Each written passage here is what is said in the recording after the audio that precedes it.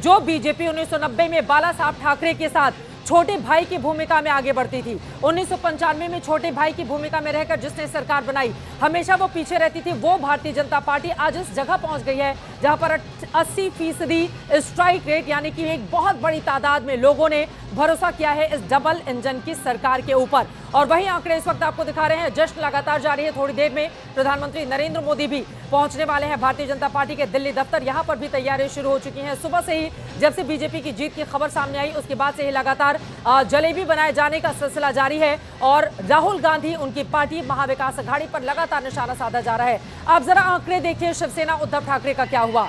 शिवसेना उद्धव ठाकरे जो जीत की उम्मीद कर रहा था, लेकिन यहां पर 21 सीटों से उसको संतोष करना पड़ा है। कहां 56 सीटें उसको 2019 में मिली थी जब बीजेपी के साथ वो चुनावी मैदान में गई थी।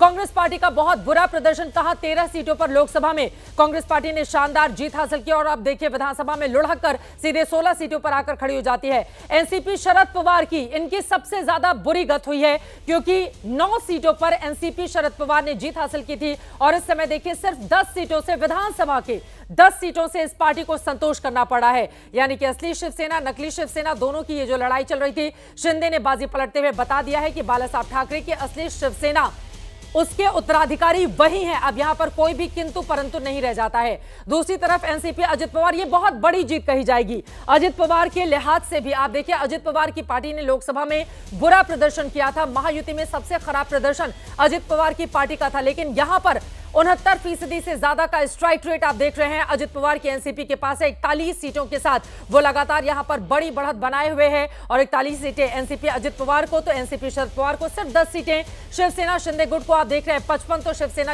उद्धव गुट को सिर्फ 21 सीटें। बीजेपी को 132 सीटें, 149 पर लड़ने वाली Bharatiya Janata party 80% strike rate के साथ। और बहुत कम ऐसा देखने को मिलता है जब किसी पार्टी को इस तरह का स्ट्राइक रेट जनता की वजह से मिला हो, जनता के बीच, यानी कि उसने जो मुद्दे गढ़े थे, जो नारे आगे लेकर बढ़े थे, उसमें उसको कामयाबी मिली है। और दूसरी तरफ कांग्रेस पार्टी, एक तरह से सुपड़ा साफ कहना इसको कहते हैं, क्योंकि 101 सीटों पर कांग्रेस पार्टी ने महाविकास अघाड़ी में सबसे ज्यादा सीटों पर विधानसभा का चुनाव लड़ा था, लेकिन यहां पर उसकी बहुत दुर्दशा एक तरीके से हो गई है। और इन तीनों आंकड़ों को अगर हम जोड़ भी देंगे तो आप देखिए वो शिवसेना शिंदे के आसपास भी जाकर नहीं ठहरते हैं। इससे यह पता चलता है कि मौजूदा स्थिति क्या कहती है। क्लीन स्वीप है।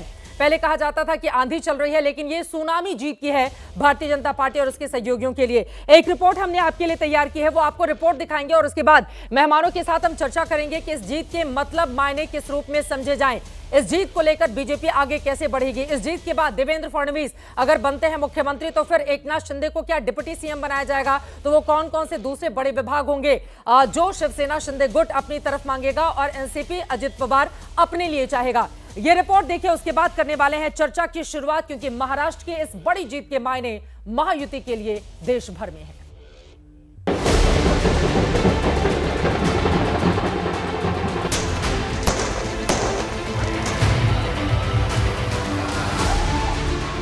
अद्भुत, अविस्मरणीय, अभूतपूर्व।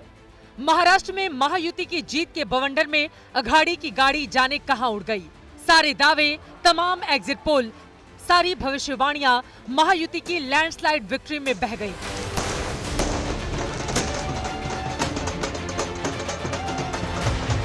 हर उम्मीद, हर आकलन को पार कर भारतीय जनता पार्टी ने इतिहास की सबसे ज्यादा सीटें जीतकर सफलता के उस पहाड़ पर अपने आप को चढ़ा दिया है जहां पर पहुंचना हर किसी का सपना होता है।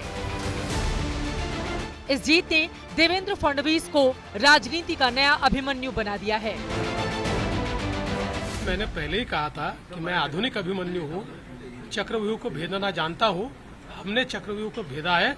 एक ये हमारी जो पूरी टीम है, इस टीम ने इस विजय को लाया है। महाराष्ट्र में बम्पर जीत के साथ बीजेपी ने दिखा दिया है कि वो हार से पस्त नहीं होती, बल्कि और ज्यादा चुस्त दुरुस्त होकर गलतियों से सबक लेकर पूरी ताकत से हर कुएं को भरने का मादा रखती है।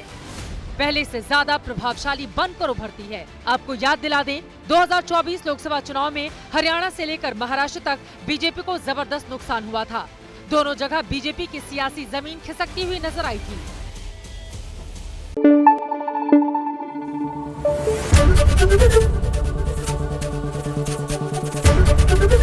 एबीपी न्यूज आपको रखे आगे।